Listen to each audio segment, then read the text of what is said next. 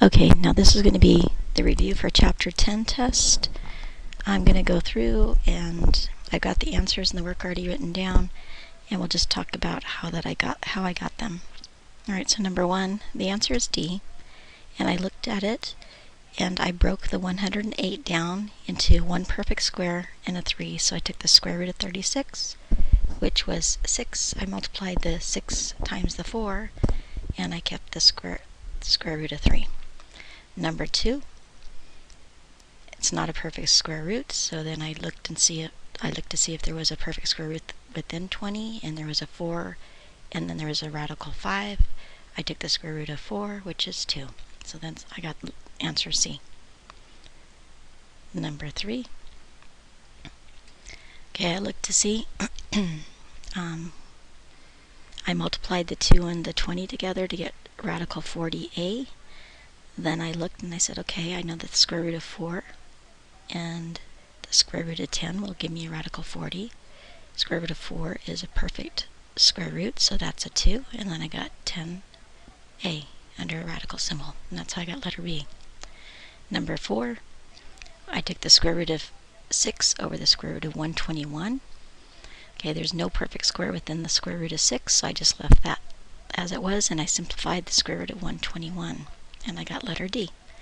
Number 5, I worked through the fraction within the square root first, so I'd said 7 will go into 63 9 times. Then I subtracted exponents because I'm dividing bases, so I subtracted exponents to get the x to the 14th, and then I subtracted exponents to get y to the negative 2, and then I looked at the square root of 9, which is 3, and the square root of x to the 14th, well, there's 7 x to the seconds, which when I took the square root of them, I got 7 x's, and that's where the 7x came from. And on the bottom, I have a radical y radical 2, and I took the square root of y squared, which just gave me y. So that's how I got B. Okay, looking down, next page, number 6. I had to rationalize the denominator, so I multiplied both top and bottom by a radical 3. So then I got a radical 9 on the bottom, which is actually the square root of 9, which is 3. And at the top I times the 5 and the radical 3, and I just left it like that. So that's how I got B. Okay, let's move on down and do 7.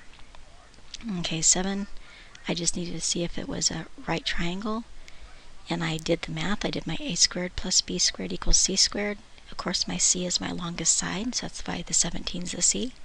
Did the math, added the 81 and the 41 together, and I got 225, and then 17 times 17 is 289, and they weren't equal, so it's a no. Okay, number 8. Since they're both radical 2s, I just added the 5 and the 5 together to get 10 radical 2. So that's B. The next one, number 9. Okay, I can't put them together because one's a radical 5 and one's a radical 20. Okay, I looked at radical 5. There's no perfect square root in there. I looked at radical 20. Yes, I see one, which is radical 4, which is a perfect square root. That became square root of 2. Or when I took the square root of 4, it became 2. So I kept the 7 radical 5 plus 5 times 2, because those are numbers multiplied with numbers, I got 10. And then I still have a radical 5. Now they're 2 radical 5s, so I just add the 7 and the 10 together to get the 17 radical 5, and that's how C came from. Okay, going back up, number 10, I could either do the FOIL method, but because I remember the difference of squares, I squared my 7, and I squared radical 7. So what's a square root of 7? 7 times 7 is 49, and when I took the square of the square root, I got 7, and then I have 49 minus 7, which gave me 42. Okay, the next one is the conjugate. So because this was a negative, I'm going to get a highlighter. Since this was a negative right here, I'm going to do the opposite and make it positive, multiply top and bottom by the positive.